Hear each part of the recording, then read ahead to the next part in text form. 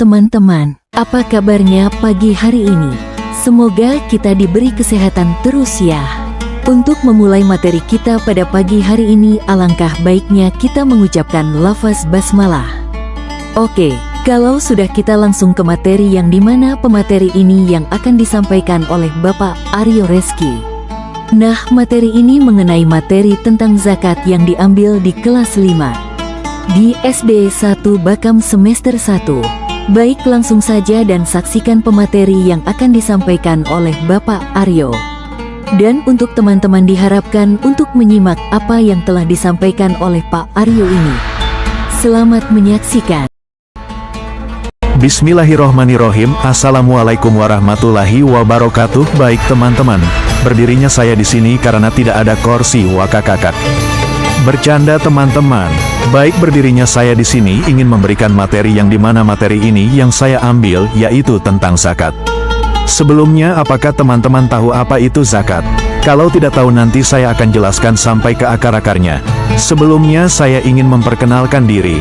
Perkenalkan, nama saya Aryo Reski, NIM 2.311.010, mahasiswa aktif semester 5 Fakultas Tarbiyah Prodi PAI.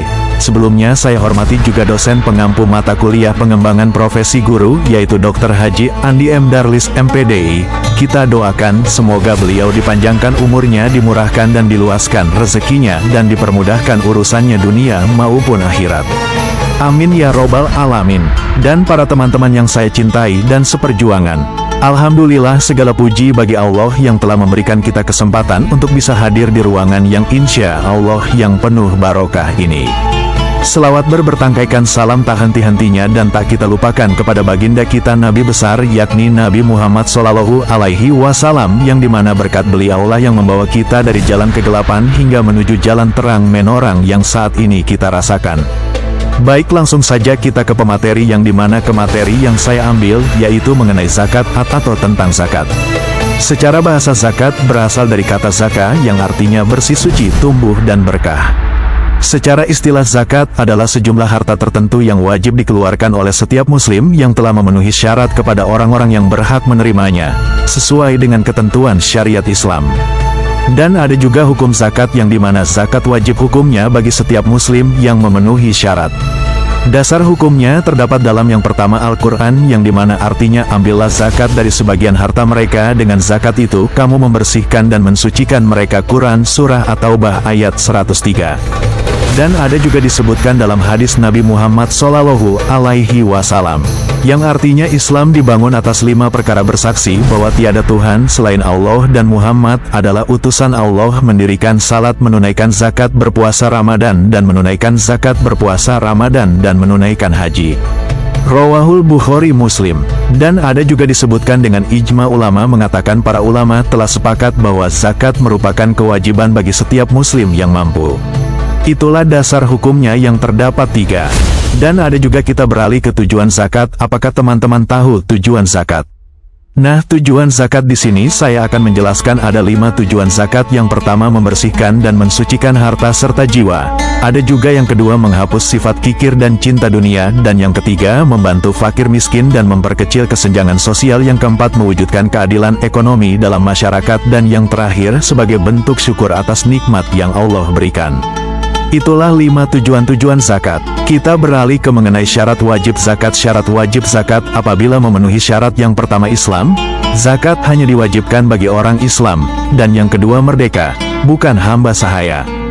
Dan yang ketiga, belum dan berakal, maksudnya sudah dewasa dan mampu berpikir sehat. Dan yang keempat, memiliki harta yang mencapai nisab, maksudnya yaitu batas minimal harta yang wajib dizakati. Dan yang terakhir, telah berlalu 1 tahun hail, jadi berlaku untuk zakat harta seperti emas, perak, uang atau ternak. Itulah 5 syarat wajib zakat. Kita beralih ke macam-macam zakat, yang dimana macam-macam zakat ini ada 2. Yang pertama, zakat fitrah. Zakat fitrah ini dikeluarkan pada bulan Ramadan sebelum salat Idul Fitri. Tujuannya yaitu mensucikan jiwa dan menyempurnakan ibadah puasa, dan besarnya setara 1 saha 2,5 kg atau 3,5 liter bahan makanan pokok seperti beras atau gandum. Yang kedua, zakat mal atau harta zakat yang dilakukan dari harta benda yang dimiliki jika telah mencapai nisab dan hail. Jenis-jenis zakat mal antara lain: yang pertama, Zakat emas dan perak nisab emas sebanyak 85 gram, untuk menghisap perak 595 gram, dan kadar zakat 2,5%. Yang kedua, zakat perdagangan. Nisabnya sama dengan zakat emas 85 gram emas, dan kadar zakatnya setara dengan 2,5% dari total modal bersih. Dan yang ketiga, zakat pertanian, yang dimana zakat pertanian ini nisabnya sebanyak 520 kg gabu, atau setara dengan 375 kg beras. Kadar zakatnya 5% bila menggunakan biaya irigasi dan 10% bila menggunakan air hujan. Yang keempat, zakat ternak. Zakat ternak seperti unta, sapi, kambing bila jumlahnya sudah mencapai nisab tertentu. Dan yang kelima, zakat pendapatan atau profesi dikeluarkan dari gaji atau penghasilan bila telah mencapai nisab setara 85 gram emas per tahun. Kadar zakatnya 2,5%. Itulah macam-macam zakat dan jenis-jenis zakatnya. Kita beralih ke golongan orang-orang yang berhak menerima zakat. Yang pertama, ada fakir. Fakir ini orang yang tidak memiliki harta atau pekerjaan untuk memenuhi kebutuhan hidupnya. Dan yang kedua, miskin. Orang yang punya penghasilan tapi tidak cukup untuk kebutuhan dasar sehari-hari. Yang ketiga, amil ini orang yang mengelola zakat seperti mengumpulkan, mendistribusikan, dan mengatur administrasi. Yang keempat, mu'alaf. Orang yang baru masuk Islam dan membutuhkan bantuan untuk mengukuhkan imannya. Dan yang kelima, rikob, di mana hamba sahaya yang ingin memperdekatkan diri pada masa sekarang dapat diartikan juga sebagai orang yang berjuang membasahkan diri dari penindasan. Yang keenam, garim, yang dimana orang yang berhutang untuk kebutuhan halal dan mendesak bukan untuk maksiat. Yang ketujuh, fisabilillah, yang dimana orang yang berjuang di jalannya Allah, termasuk kegiatan dakwah, pendidikan Islam, dan pembelaan agama. Dan yang terakhir, ibnu sabil, yang dimana musafir, orang yang sedang dalam perjalanan jauh yang kehabisan bekal atau tidak bisa melanjutkan perjalanannya. Itulah 8 golongan orang-orang yang berhak menerima zakat. Dan yang terakhir, kita beralih ke manfaat zakat. Yang dimana manfaat tersebut yaitu yang pertama, membantu pemerintahan ekonomi. Dan yang kedua, menumbuhkan solidaritas dan empati sosial. Dan yang ketiga, membersihkan harta dan hati dari sifat tamak dan yang kelima, menambahkan rezeki. Dan yang terakhir, menjadi sarana ibadah yang mendapatkan diri kepada Allah.